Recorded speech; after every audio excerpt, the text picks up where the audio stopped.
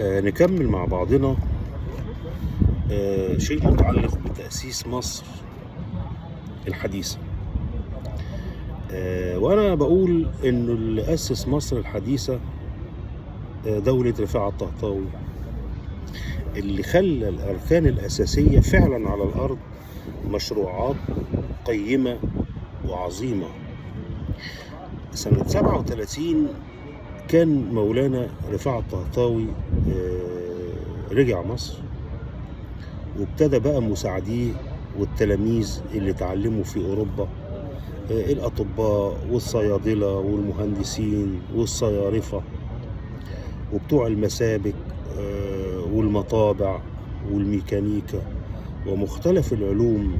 وابتدى مولانا الطهطاوي يوزع المتعلمين اللي مكملين تعليمهم على مؤسسات الدولة المصرية. وفي شخصية مهمة جدا معرفش اتنست في تاريخنا الحديث، والمؤرخين ما بيتعرضوش لهذا الرجل العظيم. وأنا من حسن حظي إن قابلت ابنه أو حفيده بمعنى دقيق جدا، يعني حفيده المهندس اسمه ثاقب باشا. ثاقب باشا ده كان مهندس عبقري في الري، وهو اللي أنشأ القناطر في منطقة القناطر الخيرية، واللي اتسمت هذه المنطقة على اسم القناطر الخيرية. مش بس كده، إنما ثاقب باشا أنشأ قناطر إسنا والهويس اللي موجود في أسيوط. ثاقب باشا ده كان عنده حفيد اللي هو حسين مجيب المصري ثاقب باشا. حسين مجيب المصري ثاقب باشا. الدكتور حسين ده بقى كان واحد من العباقرة، وانا قابلته في حياتي وسجلت معاه وعملت له فيلم تسجيلي انتجته لي فيديو كايروسات برئاسة الأستاذ محمد جوهر. ربنا يرد غيبته ويرجع لمصر تاني. أنا معرفش ليه، هو هاجر كندا تقريبا. أنا كنت في الجامعة العربية، وبعدين حصلت حاجة غريبة جدا. كان الرئيس الباكستاني محمد ضياء الحق في مؤتمر، وكلنا حاضرين في الجامعة العربية. أنا حاضر طبعا بوصفي مراسل صحفي لتلفزيون المنار، وبغطي يعني الفعاليات دي.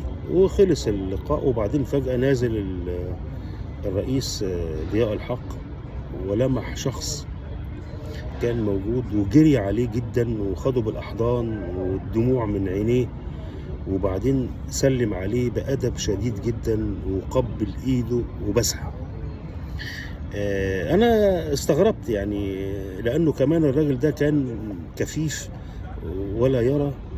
وخلص المؤتمر، لكني جريت أشوف مين الراجل اللي الرئيس الباكستاني قاعد يبوس إيده، وكان عايز يوطي يبوس رجله، لولا إنه تأدب وسحب رجليه كده، وهو يعني كفيف لا يرى.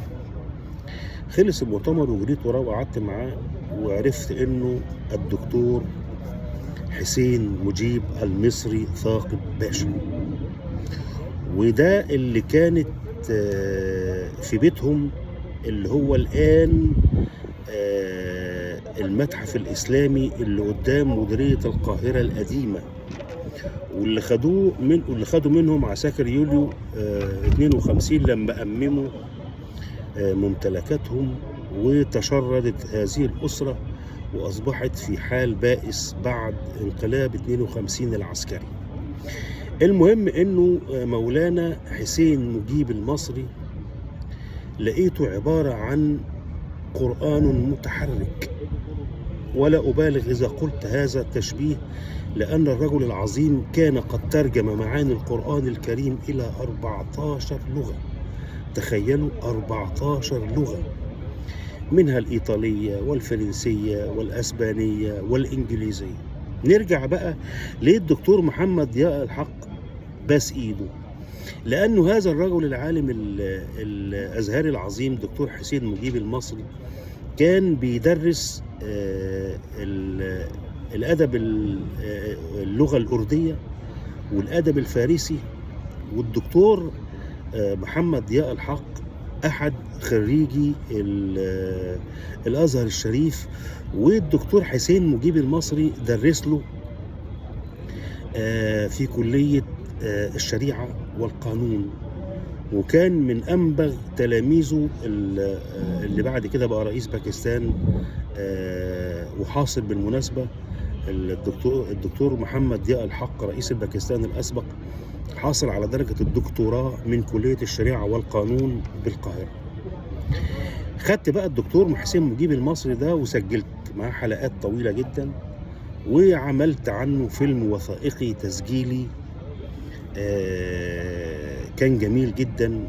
وللأسف الشديد أحد الإعلاميين الكبار النصابين، مش هقول على اسمه لأنه خد مني الشريط الأصلي الماستر، وقال لي إنه هيشتري حق عرض الفيلم ونصب عليا. وللأسف كان مستر محمد جوهر سافر من مصر وما كانش عندي الماستر الأصلي لأنه خدوا مني، وما قدرتش أثبت حقي، رغم إن اللي شاهد على الحكاية دي وعارفها حتى الآن أحد الإعلاميين الكبار اللي بيرأس محطة إعلامية شهيرة الآن، وهو عارف نفسه من غير ما أقول اسمه، ومش هقول اسمه. واعتبرت هذا العمل لله وخدمة للإسلام والمسلمين إننا نحكي عن حسين مجيب المصري. بالصدفة كده ما كانش قصدي أتكلم عنه، أنا كنت بتكلم عن القناطر الخيرية، لكن انحرفنا بالحديث عن حسين مجيب المصري. أحكي لكم مثلا على واقعة غريبة وعجيبة حصلت بينه وبين الرئيس جمال عبد الناصر. عبد الناصر كان تختلف أو تتفق، كان مثقف جدا، وكان يعرف قيمة الرجال، وكان عنده علاقات متميزة مع الروس الاتحاد السوفيتي يعني. وكان عايز لما يسافر روسيا ياخد معاه هدية للروس المسلمين. طبعا عبد الناصر لأنه مثقف وواحد من اللي حضروا وأظنه شارك كمان في مصادرة ممتلكات بيت ثاقب باشا، وعارف حفيده الدكتور حسين مجيب المصري ثاقب باشا عن طريق محمد نجيب اللي كانت والدته بتشتغل عندهم في بيت حسين، في بيت ثاقب باشا اللي قلت لكم عليه، كان موجود في اللي هو الآن مقر المتحف الإسلامي ودار الوثائق القومية ودار المحفوظات اللي موجود قصاد مبنى مديرية القاهرة القديم اللي اتفك دلوقتي معرفش بقى ايه يعني. وعبد الناصر في يوم من الايام كده يعني قرر انه يستدعي ثاقب باشا ويخليه يترجم القرآن العظيم الى اللغة الروسية.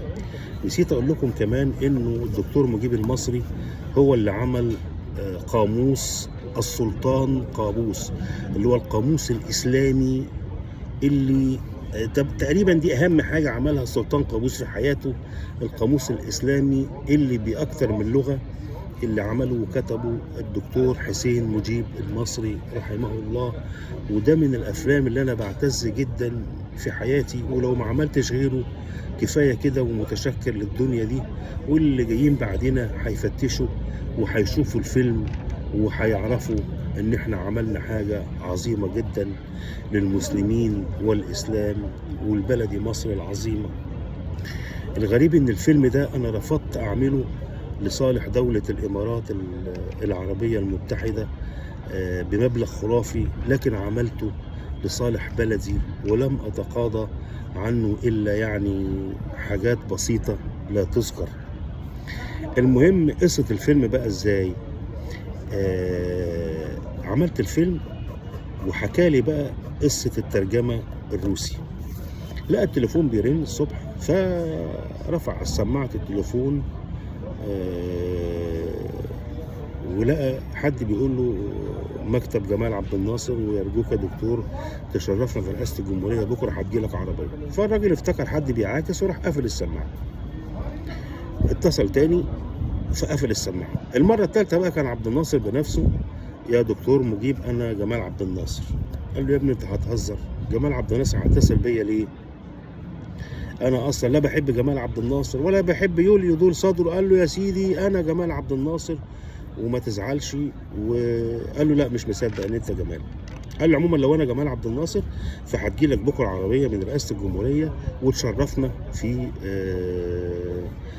قصر الاتحاديه او قصر عابدين وقتها يعني. فالراجل قصر القبه، فراح تاني يوم لقى عربيه من رئاسه الجمهوريه وراح قابل جمال عبد الناصر. الراجل اول ما قعد مع جمال عبد الناصر اتغيرت وجهة نظره في بعض ضباط يوليو، واعترف بعد كده انه جمال عبد الناصر كان اكثرهم ثقافة ووعيا وعلما. هو اللي قال كده. وطلب منه عبد الناصر انه يهديه ترجمة القرآن، معاني القرآن العظيم باللغة الروسية. وبعد ما انجزه بفترة وتمت طباعته، اخذ معاه عبد الناصر في زيارته لروسيا مجموعة هائلة من ترجمة معاني القرآن العظيم باللغة الروسية، وإلى حكاية قادمة إن شاء الله.